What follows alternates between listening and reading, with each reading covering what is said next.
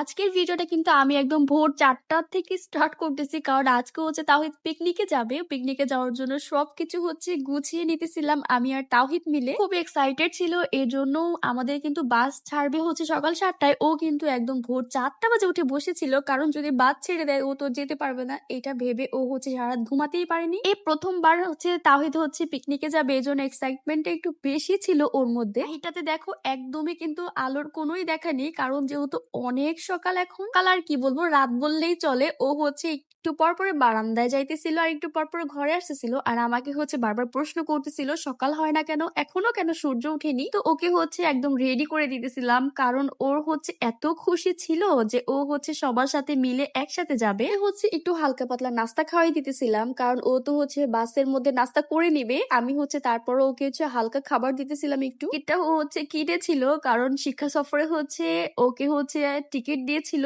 কারণ এই টিকিটটা ছাড়া হচ্ছে বাসে উঠাবে না। আর কিছুক্ষণ পর তো একদম আলোর দেখা দিয়েছিল। ও হচ্ছে দেখে একদম খুশি হয়ে গিয়েছিল। দেখো কি সুন্দর করে নাচতে নাচতে হচ্ছে বের হয়ে যেতেছিল বাসা থেকে। ছোট চাচা হচ্ছে ওকে কিছু টাকা দিয়েছিল আর তাহিদ কিন্তু আজকে পিকনিকে যাবে ওর বড় চাচার সাথে। তো ইয়ামিন এখনো ছোট, এজন্য আমি হচ্ছে যেতে পারি নাই। ওকে হচ্ছে নিয়ে গিয়েছিল ওর বড় চাচা। আর ছোট চাচার টাকাগুলো দেখে ও হচ্ছে খুবই খুশি হয়ে গিয়েছিল। আল্লাহ আল্লাহ করে ওকে হচ্ছে বিদায় দিয়ে দিয়েছিলাম। তারপর আমি হচ্ছে একটু ফ্রেশ হয়ে নিতেছিলাম। ফ্রেশ হয়ে তো সকালবেলার নাস্তাটা কমপ্লিট করতে হবে আমাদের। কিন্তু রমজানের অনেক আগের ব্লগ আমি হচ্ছে আপলোড করতে ভুলে গিয়েছিলাম। আমি হচ্ছে এডিটও করিনি, এজন্য হুট করে এডিট করে হচ্ছে আপলোড দিতেছিলাম রোজার মধ্যেই। তো এখানে হচ্ছে সকালবেলা নাস্তা কিন্তু আমরা কমপ্লিট করে নিতেছিলাম। আজকে তো তাহিদ হচ্ছে শিক্ষা সফরে চলে যাওয়ার পরে তো একটু মন খারাপ হয়ে গিয়েছিল।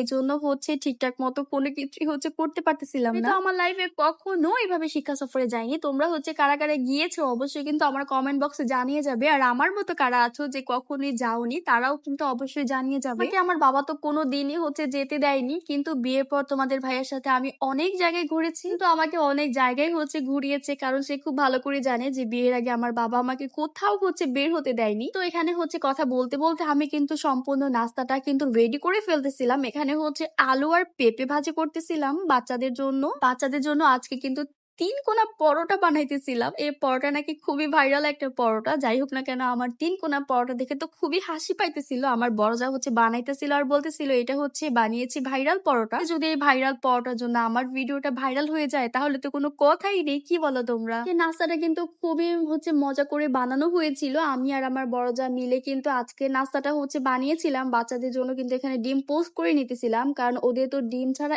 একদমই চলে না। আমি আমার নাস্তাটাকে হচ্ছে গুছিয়ে নিয়ে এসেছি রুমের মধ্যে। আমি আর ইয়ামিন হচ্ছে খাবো। এখানে আমি হচ্ছে একটা টমেটো আর হচ্ছে আমার সেই কাঁচামরিচ নিয়ে নিয়েছিলাম। একটু ঝাল ঝাল না হলে তো মজাই লাগে না একদমই খেতে।